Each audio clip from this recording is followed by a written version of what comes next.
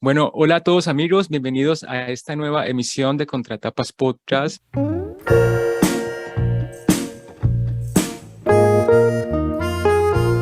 Mi nombre es Yamit Zuluaga y me acompaña como en todas las oportunidades. Florencia Puddington, hola Jam, ¿tanto tiempo? Bueno, tanto tiempo y se hace corto, ¿no? Porque ya se acaba un año más, ya parece que la pandemia se va alejando un poco, que es algo rarísimo, es un efecto así de que ya no estamos ni aquí ni allá, pero nuestra vida se ha transformado. Pero bueno, venimos a hablar de libros y hoy tenemos una invitadísima muy especial. Ella es Mónica Ávila y vamos a hablar de su libro Horizonte de Sucesos. Así que yo le doy la bienvenida para entrar de una vez en tema, porque si no empezamos con digresiones y, y hablamos de todo menos de libros. Así que Mónica, bienvenida de nuevo a Contratapas. ¿Y cómo va la vida? Hola Yamid, hola Flor, muy bien, contenta en esta nueva versión de escribir un libro y acompañarlos desde una lectura personal esta vez. Claro, porque bueno, Mónica había estado con nosotros, para aquellos que no escucharon o si quieren volver a escucharlo, comentando el libro ¿Quién se hará cargo del Hospital de Ranas? Correcto. Un nombre tan largo que tengo miedo de decirlo mal, esos nombres tan largos. Aparte se ha popularizado ahora mucho los Rimur, me parece que la escucho cada vez más y me la recomiendan también cada vez más. No son como esos autores que de repente están en la escena por un tiempo y hay que aprovechar para consumir todo lo que uno pueda, porque hay buenas traducciones, hay buenas publicaciones y no se mueve la industria a partir de ese tipo de variables. Exacto, coincido, sí. Pero bueno, ahora Mónica nos trae su propia producción, que bueno, me la acercó también una compañera en común y bueno, teníamos ganas de darte el espacio para que la comentaras y bueno, para charlar un poco de esta novela tan linda, ¿no? Tan sentimental. Sí. Horizonte de Sucesos de la editorial Enero, pero yo antes de leer un poquito, de empezar en la novela, quería preguntarle algo a Mónica y es cómo fusiona esas facetas de ser una académica de la literatura, de haber atravesado, ¿no? Enseñar literatura, aprender literatura de esa forma tan estricta, ¿no? Como la universidad lo proponen. Teoría, y pasar como a esta nueva faceta de escribir y aparte escribir algo tan dulce, como decía Flor, tan en un punto personal, pero no vamos a hacer tautología. Digamos que hay mucho contexto y hay muchas similitudes con lo que podría ser tu vida. ¿Cómo fusionas o cómo entiendes los dos procesos? A ver, Yamid, creo que no son ni uno ni dos, es mi vida. Corramos lo de académico, okay, corramos ya. lo de... Confesión autobiográfica. Más bien, en la biblioteca que estabas describiendo me describe mejor que mi carrera. Pero bueno, creo que está todo, ¿no? Yo en principio lo que sí soy es una fervorosa lectora. Y también es cierto que hace varios años que trabajo con escritores o postulantes en talleres de escritura. Sobre todo muchos años con Cintia Rimsky, que es una escritora chilena radicada en nuestro país desde hace mucho, con quien escribo. Y bueno, creo que también la escritura tiene que ver con eso, ¿no? Con un trabajo colectivo. Yo coordino además talleres de lectura, y parece mentira, pero pensar en lectores ayuda también a pensar en escribir, ¿no? Porque uno tiene como una especie de lector ideal, diría Eco, o alguien formado con muchos oídos, y bueno, de pronto algo sale. Y este texto tenía sus años, pero bueno, el tiempo de la pandemia aportó justamente tiempo, ¿no? Que es lo que a veces nos falta, porque sí es cierto que en esta variedad de actividades que realizo, bueno, a veces no está el tiempo para sentarse serenamente a producir. Y bueno, creo que esa fue la combinación ideal, ¿no? Las lecturas, el taller y el tiempo. A mí me encanta hablar de los procesos de producción detrás de los libros, así que si querés contar un poquito más, vos tenías ya fragmentos y te faltaba como editarlos o armar de ellos una historia o encontrar la forma de enhebrarlos o seleccionar. Creo que es un buen ejemplo de proceso esto, ¿no? Porque para quienes no han leído la novela, es la historia, digamos, transcurre alrededor de muchos papeles, ¿no? Muchos papeles que de verdad existen, los papeles, o sea, cartas antiguas, un par de diarios que mi abuelo inmigrante escribió mucho después de llegar a la Argentina, inventarios, testamentos, papeles que yo colecciono y guardo desde que soy niña, casi son para mí como el acto inaugural de mi lectura, esos papeles, cuando los leía sin comprenderlos. Y todo esto comenzó con una historia un poco evocativa de lo que me parecía a mí, que además de escena inaugural de lectura, podía tener que ver con una escena inaugural de escritura. Este abuelo inmigrante, casi analfabeto, que en algún momento de su vida decide escribir un diario, y en esa decisión hay también una elección de lectores, porque él corrige y cambia palabras, y a mí eso me atrajo mucho, y empecé a escribir un texto, pero que estuvo inicialmente muy empapado de nostalgia, ¿no? de cierta épica. Y durante la pandemia retomé ese texto que yo había escrito ya en un taller con Cintia Rimsky, lo retomé en su taller, y un poco a los golpes, porque Cintia es bastante brava para correrlo a uno de los lugares cómodos, por suerte. Bueno, fuimos como tratando de ver qué había, cómo se podía hacer para desautorizar esa nostalgia, ¿no? O sea, desautorizar ese recuerdo, encontrarse en verdad con lo que uno no sabe, porque por más que yo haya leído diarios y cartas y tenga las historias familiares en el oído y siga teniendo esos papeles en mis manos, los papeles mienten y dicen cosas que no son, o en todo caso son completamente opacos para alguien que los lee tantos años después. Y bueno, ahí encontré la beta sobre la que quería trabajar, y bueno, fue un proceso de taller, de leer con los colegas y compañeros de taller, que siempre es una actividad bellísima e interesante. Y cuando tuve todo eso, que fue a fines de 2020, se me ocurrió llamar a otro escritor que quiero mucho y a quien no conocía personalmente, pero que sí había leído su obra, que es Fernando Garriga, que tiene una novela que se llama Cumpleaños en la Isla, y otra novela que se llama Las invasiones ranqueles según mamá, y que de esta segunda novela, sobre todo, lo que me había gustado mucho era la cuestión fragmentaria, ¿no? Cómo él conseguía hacer huecos, hacer espacios, hacer aires en el texto.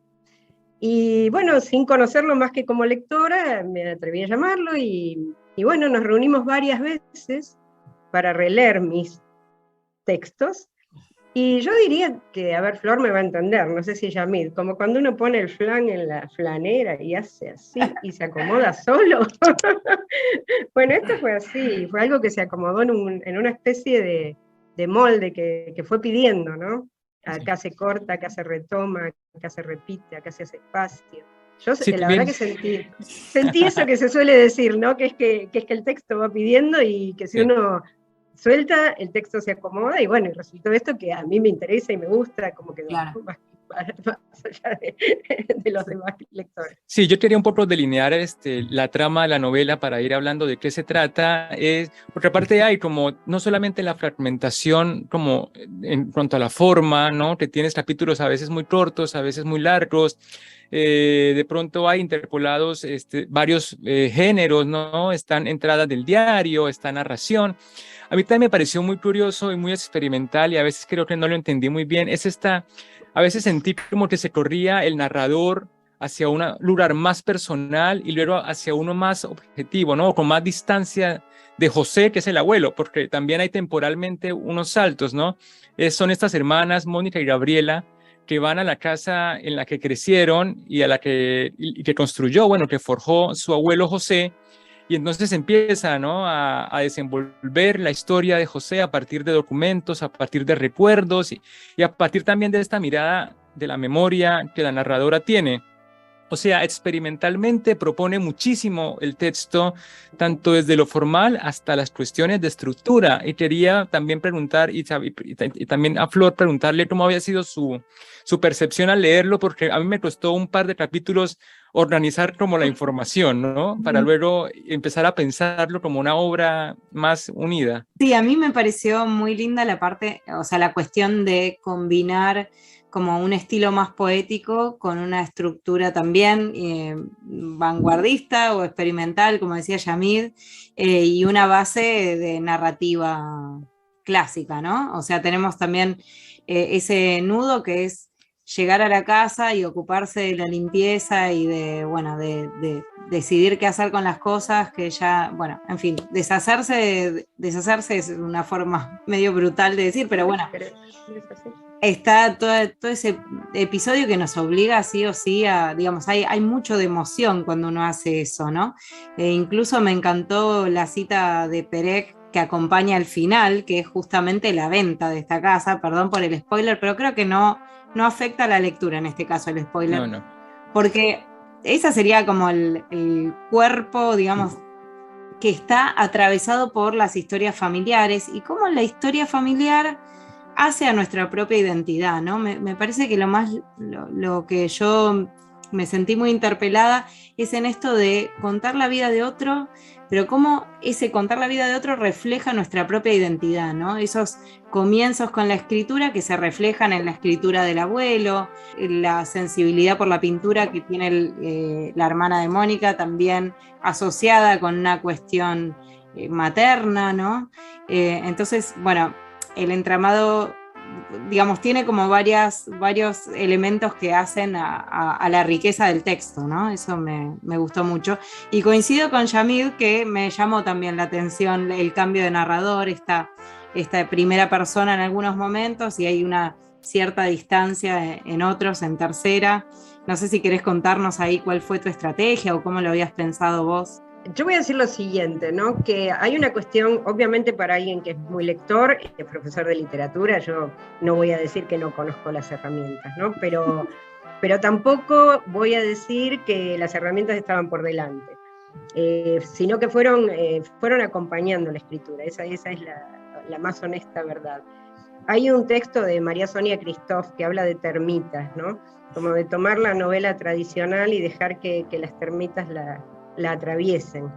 Y yo tuve un poco esa sensación, pero no por una cuestión de convertir la novela en algo experimental, sino por esta casi como, inquietud y ustedes imaginen un material, ¿no? Que se toca, papeles viejos, letras que se borran, un material que uno lee durante 60 años, incluso un poco más. Bueno, y que de pronto descubre en algún momento que no entiende, que no dice, que no completa, ¿no? Que vela más de lo que muestra. El secreto, vaciar la casa y encontrar más cosas de las que uno creía que había. Cosas que confirman determinadas identidades, como dice Flor, y cosas que confunden determinadas identidades. Entonces, a ver, para ir por partes, encontrar estos recursos que acompañaran la narración, bueno, pueden ser experimental desde el experimento, ¿no? Decir, bueno, a ver cómo se cuenta, no porque haya una intencionalidad de hacer algo. Me pareció que era el modo sí. de contarlo. Incluir los textos. Los textos son todos absolutamente verídicos. Lo único que están manipulados en relación a dónde, cómo y cuándo, pero, claro. pero son como son textuales. Y cómo contar esto, ¿no? Elegir la primera persona, elegir que esa primera persona que narra se llame igual que me llamo yo, que se llame Mónica, elegir que la hermana se llame Graciela, como se llama mi hermana. Bueno, implicaba toda una decisión de identidades. Pero luego, sacudir estas creencias, estos recuerdos, llevarlos por lugares absolutamente ficcionales, porque mi abuelo ha sido seguramente un gran hombre y yo lo convierto en otra cosa un poco más confusa, pero digamos, provocar hasta tal punto la ficción, ¿no? Que la mentira, si ustedes quieren, ¿no? Revisar, no quedarnos con un único argumento, con una única memoria. Bueno, sí. Eso implicó también mover al narrador, ¿no? Entonces decir, bueno, el título un poco pretencioso que viene de la cuántica, pero bueno, sin saber nada de cuántica, tiene que ver con eso, ¿no? Que donde se pone el observador las cosas cambian, que el tiempo y la distancia son procesos que no comprendemos del todo, pero que de pronto ahora nos hacen ver cosas que ocurrieron allá lejos y hace tiempo en el universo. Bueno, con toda esa mezcolanza aparece la novela, ¿no? Sí. A mí algo que me pareció también muy lindo y muy destacable es el efecto gráfico que tiene como el relato, ¿no? Es muy visual, porque también de pronto son escenas cercanas, ¿no? Tú hablabas de la identidad, también como latinoamericanos uno se ve muy reflejado en estas historias que también son muy comunes para muchas familias. Y hay dos momentos en los que pensé lo que acabas de decir, ¿no? Como cómo fragmentar a un hombre que es el abuelo de uno, ¿no? Que uno siempre lo tiene idealizado porque es un hombre que llega a Buenos Aires para empezar una vida nueva, de cero, sin nada, y en un momento tú lo haces regresar a España, digo, en la novela, Sí. y vuelve a España con este efecto de las personas que se venían a América a hacer dinero, ¿no? Que viene, bueno, desde Colón y Cortés, qué sé yo, ¿no? Y él vuelve también un poco con esta intención de mostrar que hizo dinero y compra una motocicleta, y ahí como que el narrador un poco empieza a deslizarse en quién es este hombre vanidoso, que entonces ese tipo de guiños que me parece que tú decías, que lo conviertes de un hombre a otra cosa, pues no es otra cosa, de pronto humanizas más el personaje y lo haces más complejo, ¿no? Creo que un poco ese es el asunto. Sin duda, se convierte en un personaje, ¿no? Y me ayuda a soltar en todo caso la nostalgia, ¿no? Una nostalgia por otro lado también artificial y construida, porque yo a este abuelo no lo conocí, más que por las cosas que dejó. Entonces, bueno, sacudir eso, romper eso y construir este otro José me pareció también un reto, ¿no? Sí. Que por ahí también iba la pregunta que te quería hacer y es ¿cómo se puede hablar de la familia sin culpa? A mí una vez Valeria Tentoni, una escritora, me dijo, es que uno tiene que escribir sin tener familia, sin tener amigos, sin tener nada, porque es la escritura per se. ¿Cómo viviste ese proceso de, sentiste, voy a ofender, lo mostraste antes a tu hermana por lo menos? ¿Cómo fue como ese límite entre Mónica escritora y Mónica la que se está jugando una historia familiar en público? Buena pregunta, Yamil. Yo tengo un grupo de amigas que me decían, vamos a ir a la presentación con unas pancartas que digan, es ficción, es ficción, es ficción. Para evitar cualquier conflicto. Sí, vos sabés que sí tuve miedo, lo voy a decir así francamente. De todos modos, mi hermana no solo vio los textos, sino que participó de los textos, ¿no? O sea, un poco estas conversaciones con ella fueron en un punto evocadas y en otro punto provocadas para la escritura. Eso fue también interesante para mí. En algún momento, incluso el trabajo de taller, ¿no? Propuso que salgámonos de la mirada nuestra, busquemos un testigo de lo que estamos contando, sea verdadero, sea ficticio. Bueno, y eso también estuvo. Después también no quedamos muchos de la familia, eso es verdad. Entonces también me ponía en un lugar donde había pocas personas en todo caso que se enojaran, y a esas personas no las consulté, voy a ser también honesta, pero sí leyeron el libro después, y sí que les gustó, y no se sintieron incómodas con esta ficción respecto del abuelo común. Y en todo caso, hasta es insólito que ocurre, esto cuenta una rama de la familia, ¿no? Y por supuesto hay otra rama, esta es la rama materna y una rama paterna.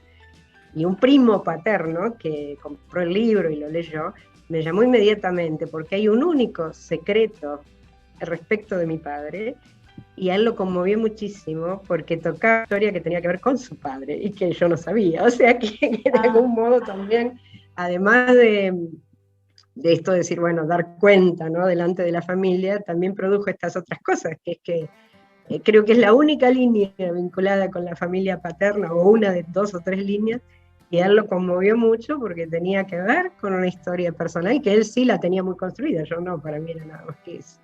Así que sí, bueno, sí lo compartí, sí lo mostré, o no lo mostré antes y lo mostré después, pero bueno, llegó bien igual a la familia. Bueno, y si les parece, antes de seguir con el análisis, leer un poquito, porque ya nos estábamos olvidando de presentar un poco el texto a quienes estén escuchando esto y por ahí no tuvieron contacto con estos escritos, así que Moni, si tenés ganas de leer un poquito del Bueno. O si tenés alguna partecita que te guste más y prefieras leerla, si no, el principio siempre es lo que... A mí me gusta el principio. Dale. Siempre que me piden de leer, o sea, he tenido suerte y hemos hecho algunas presentaciones y he leído diferentes momentos, pero al principio me gustó mucho. Se llama Placares.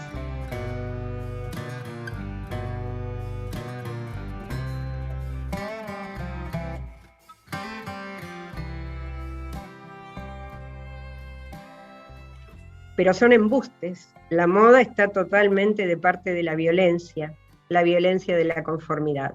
George Perec. En el primer placar encontramos la ropa de los 5 años de luto riguroso que las mujeres de la casa habían respetado por la muerte de José. La de medio luto, que llevaron 5 años más, no estaba. Se ve que la siguieron usando. Había tapados negros, vestidos negros, saquitos negros, enaguas negras, sombreros negros, todo bien envuelto en papeles de diario. Nos preguntábamos si se guardaban para honrar al próximo fallecido sin volver a gastar, o si algo del amor por el difunto se perpetuaba en esas prendas y por eso no se atrevieron a tirarlas. A toda la ropa se le había contagiado cierta tiesura. Costaba trabajo desplegarla, aunque no estaba apolillada ni húmeda. Las filtraciones afectaban solo al tercero de los placares, el que daba a la calle. Probamos con uno de los tapados. Extendíamos una manga y volvía a su lugar. Parecía una especie de títere que con un mecanismo interno se golpeaba el pecho como rezando el pésame.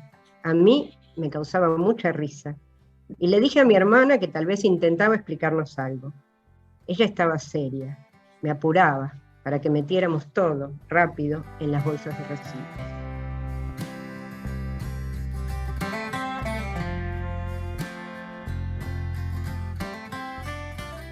Bueno, a mí me gustó mucho de este comienzo que muestra un poco muchos de los rituales, pero también a lo largo de la novela hay otros más caseros, pero que yo también compartí esta lectura con, bueno, Sole lo leyó, una amiga nuestra, y ella me decía, ay, que se había sentido muy identificada cuando en un momento se menciona que el living había que mantenerlo siempre prolijo por si venía alguna visita.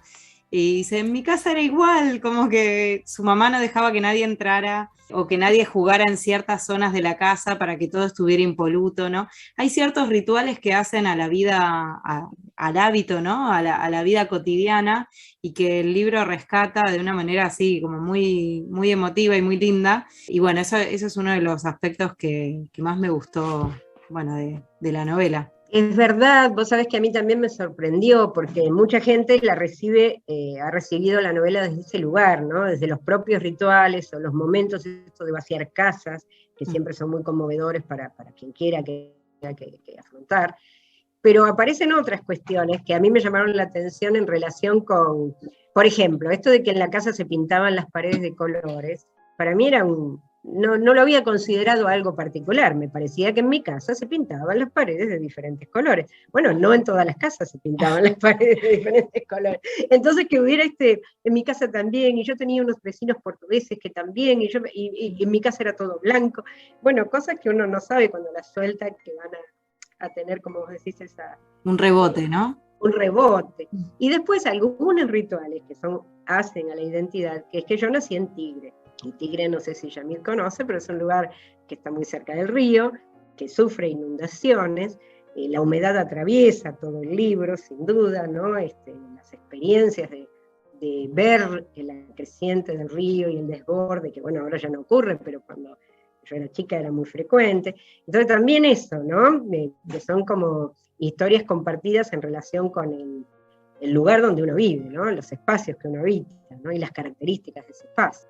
Otra cosa que me pareció también muy interesante es que son muchos temas para tocar, vamos de a poquitos, es el recorte, ¿no? Es como la adición, porque tú hablabas también de lo que se cuenta, de lo que no se cuenta, y también hay mucho de esto en esta novela, y de pronto no sé si es evidente o no lo es, pero por ejemplo si bien el personaje José acapara el espacio, también hay como una contravención con respecto a los padres, ¿no? Como a la brecha del medio, porque recuerdan de Mónica y Gabriela mucho a su abuelo por las cosas que van encontrando en la casa, pero también es cierto que en esa casa también habitaron los padres de la narradora, en todo caso, que se construyen de una forma muy mínima, y eso me pareció muy interesante, muy curioso, y quería preguntarlo, porque la madre como que emerge como un personaje muy nostálgico, y con una relación con el arte que se pone difícil en un momento, y el padre un poco se dibuja como alguien o que es muy buen padre o que le gusta mucho la herbología, una de las dos. Entonces, ¿cómo fue la construcción? O si tenías de pronto más material sobre o sea, ¿por qué la decisión de que los padres estuvieran con la mínima cuota posible en una historia familiar que básicamente lo que hace es saltar una generación? Es verdad, Yamil, y te voy a decir algo más, yo viví en esa casa con mis hijos, incluso. Nos faltan otra generación. Pero de eso me di cuenta después de haber escrito el libro y haberlo editado. O sea, calculo que hay recortes que se producen intencionalmente y otros recortes que es como producto de una focalización, ¿no? Lo digo así con toda honestidad. Después me di cuenta, yo viví ahí, mis hijos crecieron en parte ahí también.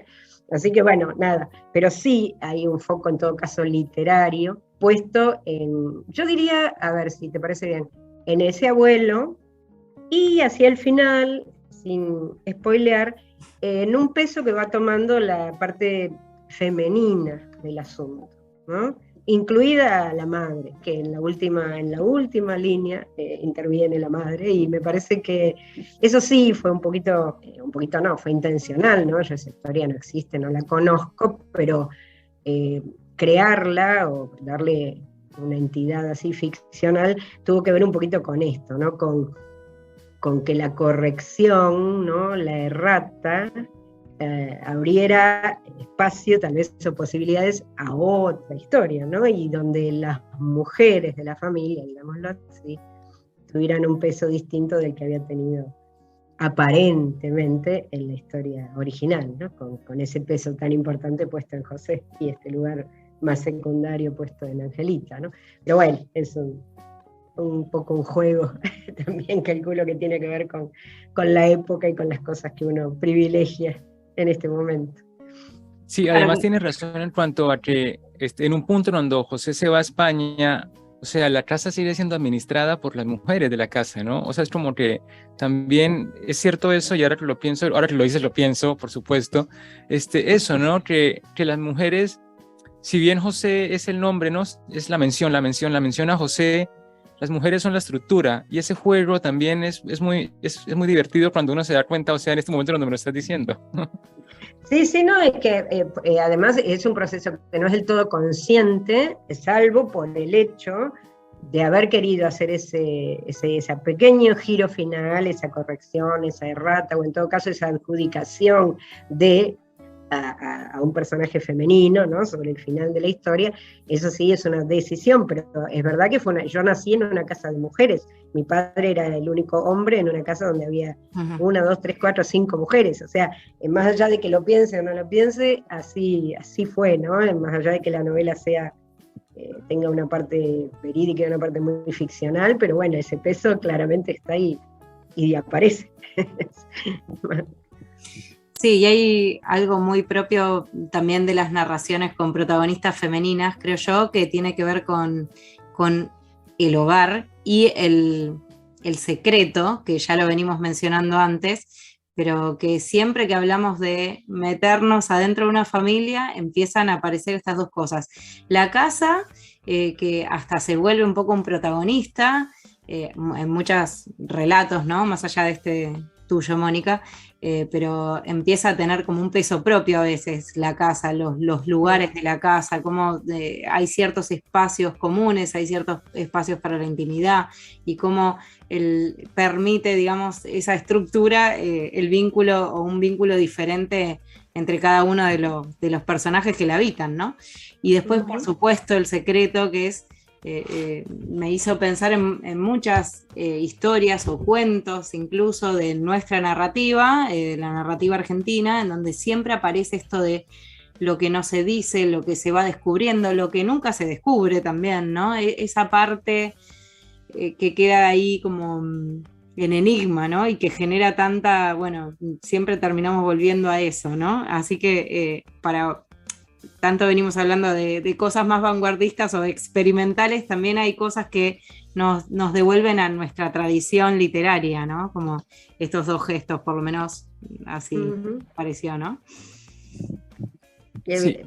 En realidad, sí, en principio que sí es un tópico, ¿no? Y luego que también es un tópico, creo yo, que tiene que ver con la escritura, ¿no? Porque la escritura nunca devela, ¿no? nunca aclara del todo, ¿no? Por más que uno intente. Entonces, vincular escritura y secreto y casa me parece que es muy, y mujer, no sé, es como muy natural. Claro. Así fue saliendo. Una cosa que hablamos siempre a veces en el programa es que hoy, por ejemplo, tenemos como ¿no? un tiempo presente en el que se publica mucho literatura personalísima, ¿no? Esta cuestión del reflejo de la vida, de las experiencias personales de cada autor, que en todo caso pasaría como a acercarse muchísimo más a la biografía o con estos rasgos de identificación muy claros, como ponerle al personaje el nombre, ¿no? De uno y te quería preguntar específicamente, en ese proceso de construcción de tu propio pasado, como psicoanalíticamente, o no sé cómo decirlo, ¿hubo algún alivio? O sea, ¿hubo alguna seña, algún gesto o alguna sensación que provoque sacarse un poquito de uno y dejarlo ahí como en el río para que empiece a correr por las mareas? Qué linda mirada. Pero te voy a decir que no, porque el proceso y la escritura, y ni que hablar de la edición, fueron muy gozosos. Yamil. Entonces no hay en esto nada que tenga que ver con... Es más, como que me lo imagino a mi abuelo guiñándome un ojo y riéndose, no sé, cosas por el estilo, si es que vamos a ir a lo personal, ¿no? Casi como pensando que, bueno, es un juego, y en ese juego se jugó y la pasamos bien y nos divertimos, así que no, porque no, en todo caso, a ver, creo que siempre tuve como hermana mayor, no, me lo construí yo, me lo siento así, como un lugar de privilegio, el hecho de escudriñar en estos papeles, de leer. Una cosa que es verdad, que es que mi abuelo trajo de allá libros de España en su segundo viaje. Y trajo 2 libros que seguro que, aunque ustedes son muy jóvenes, les van a resonar inmediatamente. Trajo El Quijote de la Mancha y trajo La Flor Nueva de Romances Viejos, que para mi generación es un libro que acompañó mucho incluso académicamente la historia de la literatura, el aprendizaje. Pero El Quijote es un Quijote ilustrado por Doré, que debe tener fácil, no sé, 50 centímetros por 30, 2 tomos. Hay que cargar eso, ¿no? En una maleta, en un viaje en barco. Entonces, ¿a qué voy con esto? Que más los secretos son como una parte de la construcción, pero la otra parte es decir, ese abuelo estaba pensando en mí, ¿no? Aunque no me conoció, aunque yo no existía. Entonces me pone a mí como en un lugar así de cierto privilegio muy gozoso encontrar esos hilos, ¿no? De identidad, ¿no? Que podría haber traído un violín, podría haber traído, no sé, cualquier otra cosa, pero trajo el Quijote. Y por eso yo les decía que en algún momento empezar a escribir esto tenía que ver con encontrar mi identidad vinculada con la literatura, ¿no? Con la lectura. Y de ahí fue todo muy placentero, así que no, cosas para descargar por ahora no. Sí. A lo mejor después. Además son fórmulas muy lindas que uno encuentra en ciertos estilos de ciertos escritores, ¿no? Esto de que menciones que trae literatura de España también habla del personaje como un personaje que le da muchísimo valor a lo escrito, a la literatura, a pesar de que su formación no era tal como para identificarlo como la academia y demás. Sí entendía ahí el valor y ahí ponía su mirada, ¿no? Que es lo que tú dices, hubiera traído un violín, si a lo mejor su pasión hubiera sido o su intención hubiera sido más musical. Y estas son las cosas que nos quedan como en la mente. A mí sí me pareció muy lindo eso que pusieras palabras tachadas en un libro, ¿no? Que es en realidad muy poco frecuente, porque está tratando de reproducirse,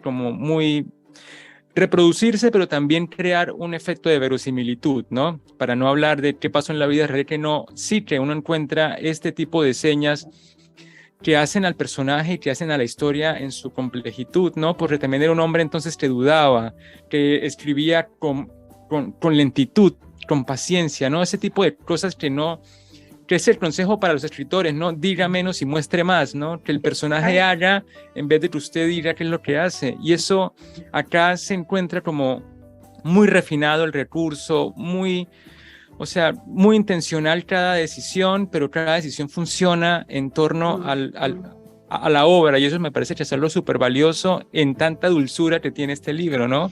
Porque se vuelve una cosa como de amor, como desde la primera página, ¿no? Una inyección así masiva de compasión y de bondad y de amor y de buenas intenciones. Gracias, gracias. Sí, yo por ahí para cerrar también no dejar de lado que en el libro también se refleja o está plasmada también la primera o las primeras experiencias de escritura, ¿no? De esa Mónica niña que está haciendo esos ejercicios que también inducidos ahí también por la abuela, ¿no? Si no recuerdo mal. Sí. Que la hace copiar los nombres de las plantas. Entonces también ahí la línea materna acompañando eso, pero por eso digo como que lo que más te deja este libro es esa idea de la identidad como una construcción heredada, ¿no? En un poco, y como uno descubrir en los antepasados la propia o gestos o intereses propios también, digamos, refuerza identidades personales, ¿no? O por lo menos hace que uno se entienda mejor a uno mismo, de alguna manera. Así que eso... Sí, sin duda, Flor, y te interrumpo por una cosa más, ¿no? Que sería como una capa más, un pliegue más. Eso que vos decís y lo contrario, que sería, estaré construyendo una historia de pasado, pensando exclusivamente en un hilo de la identidad que me constituye, que también, ¿no? Esa es la otra pregunta, porque sobre lo que uno no sabe, yo alguna vez pensando en la novela, me decía a mí mismo que en un momento dado el narrador se convierte en una especie de detective un poco loco, que empieza a tener pistas y que las sigue confundido, y que se confunde todavía más, ¿no? Esas cosas de mirar fotos y ver cosas en fotos que ya nadie puede venir a decir si es verdad o no es verdad. Entonces, esa locurita, ¿no? Ir detrás de este detective borracho, mareado, no sé, también, ¿no? Que es decir, bueno, yo estoy construyendo una identidad que sin duda se me parece mucho, pero puede haber también un gran error allí, porque no es más que un presente hablando desde unos anteojos que son los míos, ¿no? Hacia el pasado. Totalmente, bueno, porque además vemos que Graciela tiene un gesto completamente opuesto al de Mónica, ¿no? Mientras Mónica quiere atesorar y retener y conservar todos sus escritos, para Graciela no significan nada, o al revés, o por ahí, no sé, a veces el gesto de las personas es querer dejar rápido todo atrás cuando algo duele mucho, ¿no? O cuando, digo, porque dejar ir una casa... Yo lo pienso por la casa de mis padres, que también fue la casa de toda mi vida, y también me duele pensar que algún día, bueno, es así la ley de la vida casi, ¿no? Sí. Así que, bueno, ahí se ve también, es muy lindo, me gustó mucho también ese contrapunto que ella hace con Graciela y cómo cada una tiene también una forma de verse en ese pasado distinta, ¿no? Sin duda, sí, fue eso, me pareció interesante también, ¿no? Que dos hermanas construyan miradas diferentes para sumar a este horizonte, ¿no? De miradas sobre el texto. No quiero dejar de mencionar y de agradecer a la editorial, chicos, porque Enero hizo con la novela desde la primera devolución, más el trabajo de revisión que hicimos con Adriana Romano, que es brillante, y que cuando yo terminé de revisar la novela, si me decían no se imprime, yo ya estaba feliz, porque fue gozosísimo, sí, aunque parezca que no puede ser así, pero fue un trabajo muy gozoso tener un lector empático, inteligente, que aporta, que escucha. La verdad que fue un placer, y bueno, Enero yo estoy muy, pero súper agradecida, además del diseño, ¿no? Editorial que Yamil mencionó hace un rato, y que lo convierte en un libro precioso formalmente, más allá del contenido, y bueno, y la verdad que súper agradecida también a Enero Editorial.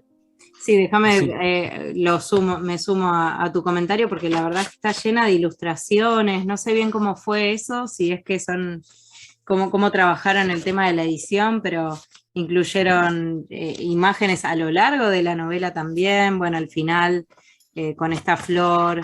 La verdad que y la foto de portada ya intriga un montonazo. La foto de portada te iba a preguntar, no es tuya, ¿no? No la aportaste vos. ¿La aportaste vos?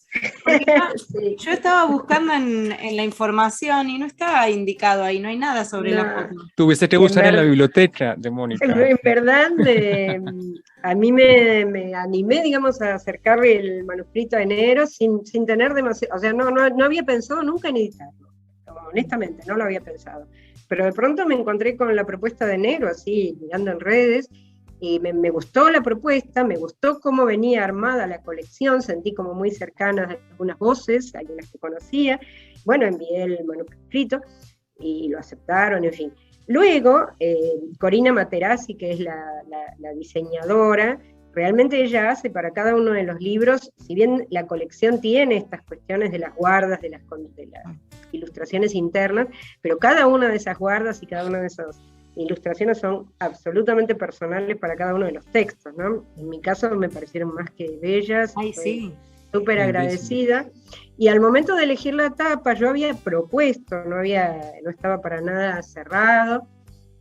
Las tapas de esta colección de enero son todas fotos antiguas, sepias, un poco en esta línea, y como obviamente el libro habla de fotos y muchas de esas fotos existen, yo les propuse algunas y creo que les mandé como 7 u 8, y me devolvieron 7 y 8 tapas distintas, tuvieron la delicadeza, sí, un trabajo precioso de, primero de mejorar las fotos, porque son fotos viejas, de elegirles los colores, en fin, como para... Bueno, ahí fue toda una cuestión familiar, hasta mis nietos opinaron, ¿no? Porque ¡ay, qué a mí me gustaba mucho, no lo mencionamos, pero en el libro también aparece un libro pornográfico, ¿no? Y había algunas imágenes de ese libro pornográfico.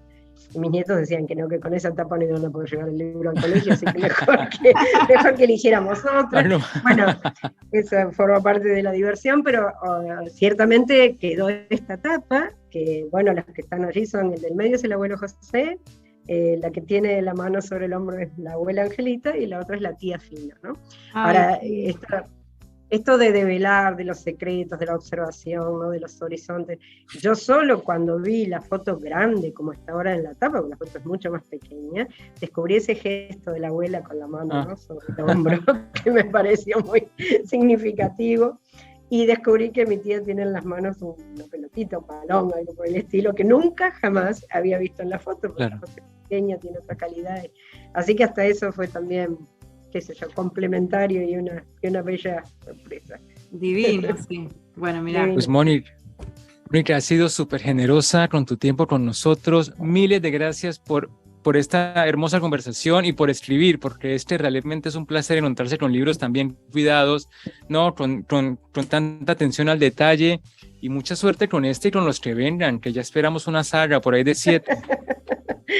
Bueno, muchísimas gracias, Yamid, gracias, Flor, gracias primero que nada por la lectura que ya han hecho, que siempre es, no sé, creo que es lo que todo escritor espera, ¿no? Lecturas y devoluciones. Y bueno, y este encuentro para mí muy bello, porque además me han hecho pensar en varias cosas que no había pensado, y eso también enriquece el post-proceso, que sigue siendo de mucha felicidad. Así es, así que bueno, ya saben, Horizonte de Sucesos, editorial Enero, y bueno, Flor, nos vemos en el próximo capítulo. A ustedes ya saben, Instagram, YouTube, por ahí nos escuchan, nos escriben, nos recomiendan, y hasta la próxima, Flor. Bueno, chao, chao.